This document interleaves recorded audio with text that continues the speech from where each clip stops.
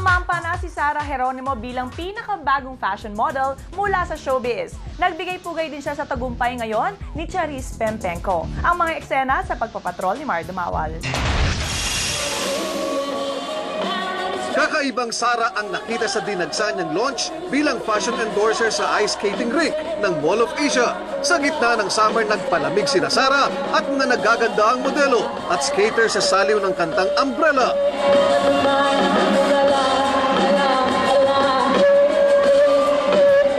Isa pa ito sa mga hindi malilimutang sandali sa makulay na karir ng singing champion at actress na matagal nang pinangarap na maging modelo ng pamosong clothing line. Talaga naman pong I'm very excited po sa mga billboards and honored. Masarap yung pakiramdam na nagtitiwala po sila. Nilinaw ni Sara na dahil sa kanyang wholesome image, hindi siya makakasama sa sexy line ng damit.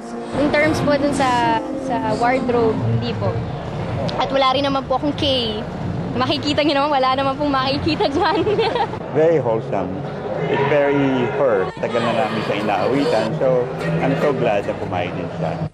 Samantala, nakikisa si Sara sa international success ni Charis Pempenco na nakasama niya noon sa Little Big Star Search. Idolo ni Charis si Sara.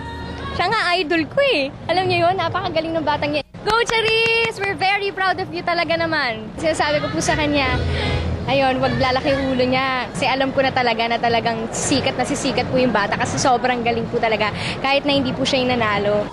Patuloy namang sinusulong ni Sara ang galing ng mga Pinoy artist sa kanyang recording at concert sa iba't ibang bansa sa tulong ng mga orihinal na komposisyon.